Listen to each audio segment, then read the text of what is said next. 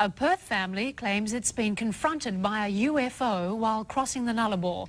Their stories being backed by other motorists, and the crew of 2 South Australian fishing boats have also reported being buzzed by a UFO.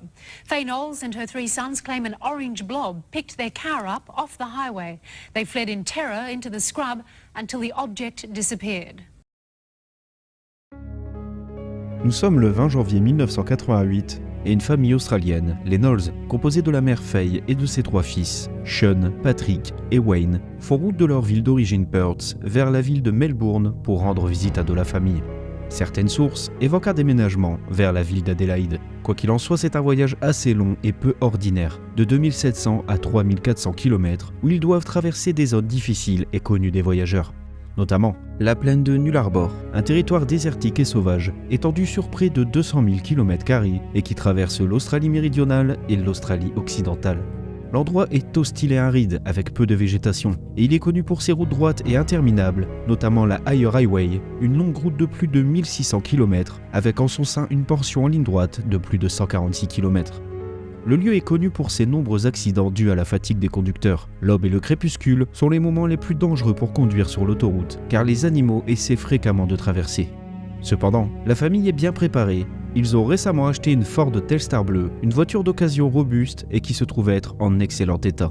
De plus, les 3 jeunes hommes ont leur permis de conduire. Ils peuvent donc alterner la conduite pour éviter la fatigue et prendre la route sans danger.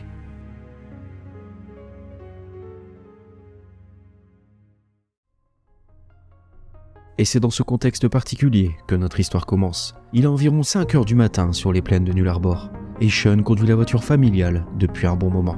Pas de problème particulier sur la route, à part peut-être 15 minutes auparavant, où d'étranges bruits parasites ont interrompu la radio, mais sans vraiment inquiéter les occupants.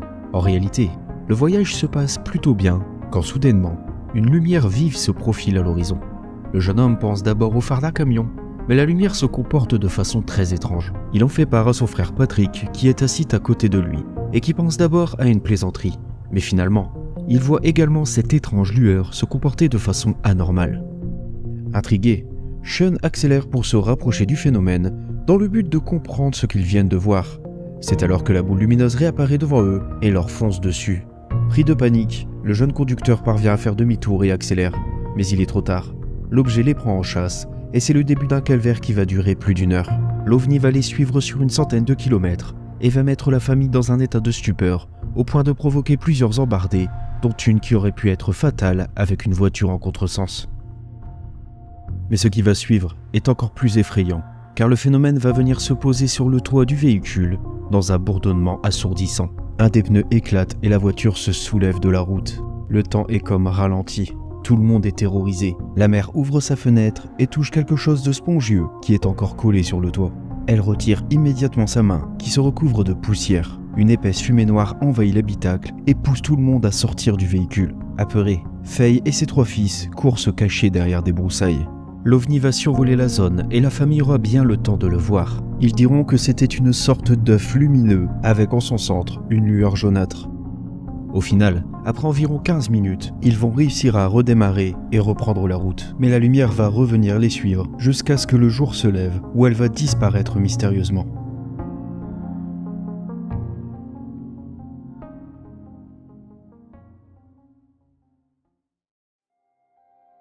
Le jour se lève sur le Mundrabilla Roadhouse, un relais routier qui se situe à quelques kilomètres des événements de la nuit. Les Knowles arrivent à l'hôtel et constatent que leur voiture est couverte d'une fine poussière noire et que le toit présente plusieurs renfoncements. La famille est sous le choc et ne passe pas inaperçue. Un routier du nom de Graham Henley va discuter avec eux et va les croire, car c'est un habitué des trajets sur Nullarbor, et il voit souvent des choses étranges dans le ciel et sur la route.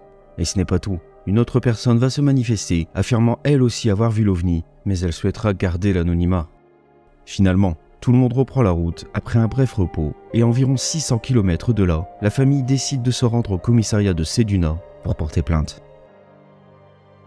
La police va prendre très au sérieux leur déposition, et le sergent Fred Longley, présent à ce moment-là, dira « Ces gens avaient vraiment vu quelque chose. Quoi exactement ? Eh bien, je n'en sais rien. Ils étaient dans un état effrayant même 5 heures après l'incident. Retournez On peut même dire livide et tremblant. La femme remerciait le ciel d'être encore en vie. Ces gens étaient dans un état 1000 fois pire que tous ceux qui m'avaient rapporté des observations d'ovnis jusque-là. Il était arrivé quelque chose. Leur voiture, après tous ces kilomètres parcourus, était encore couverte de cendres ou poussière noire. Il y en avait même à l'intérieur. D'où pouvait-elle venir? Là-bas, il n'y a rien d'autre que du sable. L'histoire a fait sensation en Australie et les médias vont s'arracher l'affaire. Les Knowles vont faire plusieurs interviews sur de grandes chaînes publiques. Interviews que j'ai traduites pour la chaîne en français.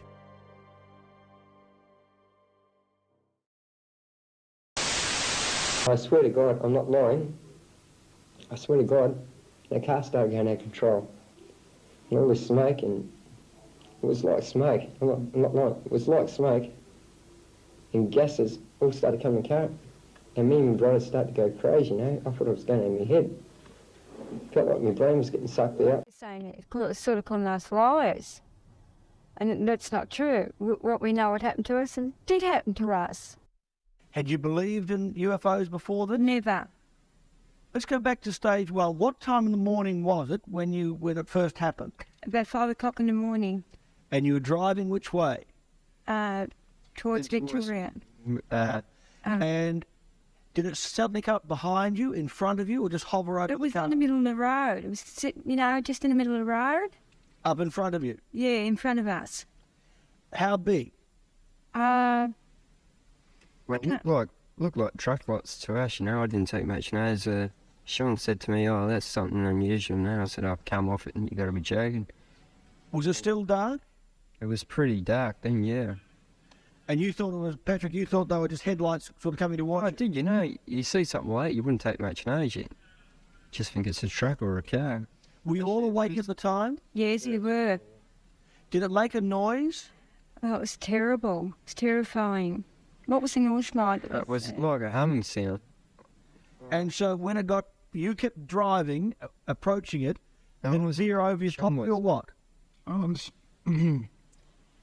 was driving. You were driving, Sean? Mm. And did you drive straight at it? Did it leap over you or what? No, I had to put my foot down because it was chasing us. And Did it get behind you somehow then? what it was a fair hike back before it even jumped on the roof. Like you explained this, like it was a fair distance back. And the next second it was on the roof. Did you hear a clunking noise when it got on the roof? Yes, we did. Uh-huh. And then, Wayne, after that, how long did it go for? When did it lift the car off the ground? Start shaking and start lifting the ground up, and the car at me. Start lifting it. What were you saying to each other? We thought we were dying. We didn't know what to do. Did you shout, you cry? I was screaming. I was in hystericals. We were talking like I do. How long were you there? How long were you suspended? How far off the ground do you think you were? Well, we don't know because we were stunned. We were in a state of shock because we don't know what was going on. All of a sudden, this thing's on our roof and pulling the car up. We don't know what's going on. So then it dropped you and you blew a tyre. Yeah. What happened next? Did you just get out of the car? Oh, I went in the window and I felt this thing on the roof, And I said, "Gee, there's something on top of our roof." I said, "It's landed on the roof or something, And I didn't know what to do, and I was screaming. And as soon as I said that, I let all this smoke stuff come into the car. The car was covered in all black stuff, wasn't it? Well, like grit or soot or ash. It was like a soot, black soot stuff, just coming on top of us. So then what did you all do? We thought we were dying. Then we got out the car, and we hid behind the little tree in the bushes, and they couldn't find us. Then we jumped back. Was it still there? They were still there, waiting for it, looking for us. Was it on the road? No. Coming around? We don't know. It was up the road a bit further from us. I'm sorry. Hang on. And so up the road a bit further, then it'd come back looking for you. Yeah, and then we took off in the bushes. How long did you stay in the bushes? Oh, about 15 minutes. Then all of a sudden it took off again, and when we hopped in the car to take off again, it come after us again. Wouldn't leave us alone. Well, who changed the tyre? Sean took him 2 minutes to change the tyre. I bet it did. We left the jack and everything. We just left everything up there. We just took off. And at that stage, did you think you were involved with a flying saucer? Yes, we really did. We said we're dead. You know, we thought we were really dying. The question this morning that possibly, the argument against it, whether it was UFO or not, that possibly it was a freak. It was what they call ball lightning. You believe? No, that's not true. No way. If it's happening for about an hour and a half, I doubt if it's a ball. You think all this well for about an hour and a half? And it went on for about an hour and a half. Wouldn't leave us alone. Did any other cars or trucks pass you at that Yes, I did. There was a couple of trucks. We tried to pull one up, but the lady wouldn't pull up for us because she's lady trucking. She told us when we got up the road that she didn't know it was us. We were in trouble. Did she see something? Yes, they did. Yeah, they came around last night to have an interview with, what's his name? Fred, I forget his second name now, but they're the ones that reported to the police. There was no witness that said they seen something on our car, but they won't give their name. Did you cross your mind, maybe it was some military weapon, maybe it was some... No way, it was after us. Why do you think that single out your car? We don't know. It was chasing other cars and all of a sudden it come after us. We don't really know. Because there was 4 of us in the car. So none of you got physically hurt? Nobody tried to... You didn't see any little green men or any men from outer space? No way. Before all of this happened, have any of the 4 of you, believed in flying saucers? No way. Well, No. I thought it was all a load of crap, you know. I thought, come on, you know, stuff like that, this ain't in the movies, you know. But the way it happened, it actually seemed like it was a movie. One of the policemen has already said that that when you finally talked to them, that your mother was really shocked. She really looked like you'd seen something horrible out there in the desert. We did. We were like ghosts. We were just like white ghosts. Did you manage to sleep last night? No, I couldn't sleep. I'm too scared to turn the light off now. And when we're driving along in the car in front, and it's behind us all the time. There's chasing us. Are you likely to drive home again? No, I don't think so. Not through that way. No way. We're catching train home to Perth. Taking the train back. I put my hand at the window, and I fell on the roof. What did you feel? It was like a sponge on the roof. It was sucking the roof, you know, the car. It was a sponge. I saw it. Did you see anything but a light? It was shaped like this.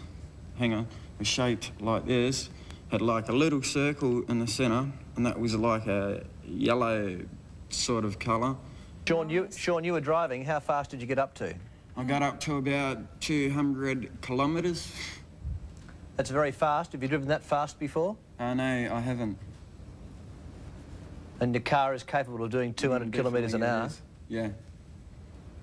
And at what stage did the object land on your roof? Oh, How fast were you going at the time? I was doing about 200. I got a blowout, and once the car stopped, I blinked out, and I don't know what happened after that. It was definitely on the roof. How do we know you're telling the truth? Oh, there was even witnesses. There was one report that your voices changed, is that correct? Yes, they did. In what way? Really deep and slow, and I don't know. Were there any sounds or smells? Yes, there There was a was. sound, and it sounded like a humming sound. It sounded like boom, boom, boom. And when it was on the roof, I wound down my window, and all this smoke started coming. It was like a greyish black mist. And that's when our voices started to change. All of us, our voices just went really deep and strange. C'est l'une des affaires les plus étranges que j'ai vues. Il est rare que des ovnis attaquent des êtres humains. Bien que des cas existent, ils sont peu fréquents et représentent une minorité. On peut alors se poser des questions quant aux raisons de cette attaque, ainsi que sur la véracité de l'histoire racontée par la famille. Et pour ce faire, je vais commencer par les preuves matérielles. Un rapport a été mené par l'Australienne Mineral Development, qui ont analysé les cendres à l'extérieur de la voiture. Ils ont trouvé des particules d'argile et de sel, des éléments que l'on pourrait trouver facilement sur un véhicule qui aurait traversé les plaines. Donc rien d'anormal à ce niveau-là. Sauf que les rapports de police indiquent une sorte de suie, qui selon les policiers ne pouvait pas provenir des plaines de Nullarbor. Ils indiqueront même qu'il y en avait à l'intérieur du véhicule. Il y a aussi le pneu éclaté, mais qui en lui-même ne prouve rien, bien qu'il soit assez impressionnant à voir. On sent qu'il y a eu un choc terrible. Les enfoncements sur le toit de la voiture sont étranges, étant donné que la voiture était soi-disant en état proche du neuf. Mais ils auraient très bien pu être causés par autre chose. En ce qui concerne la présence de cette fumée noire et les déformations de voix, je trouve que c'est un détail étrange et peu commun, que l'on ne retrouve presque jamais dans les récits et témoignages du même genre. Niveau preuve physique, pas grand chose à se mettre sous la dent. Parlons des témoignages. Le plus crédible est celui de l'équipage d'un navire de pêche qui naviguait dans la grande baie australienne.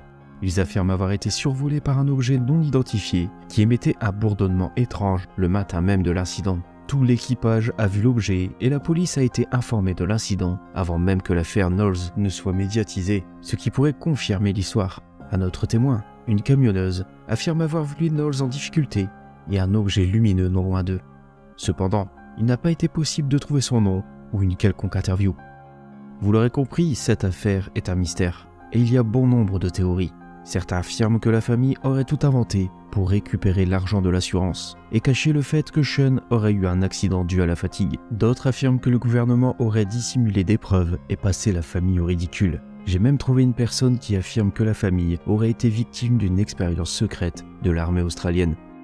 Il faut savoir que les Knowles ont littéralement été harcelés par la presse et les médias qui voulaient faire leur buzz. Ils étaient dépassés par les événements. Ils ont enchaîné les plateaux et ont dû faire face aux moqueries de plusieurs personnes sans jamais se démonter. Ils n'ont jamais écrit de livre ou même gagné ne serait-ce qu'un centime avec leur histoire.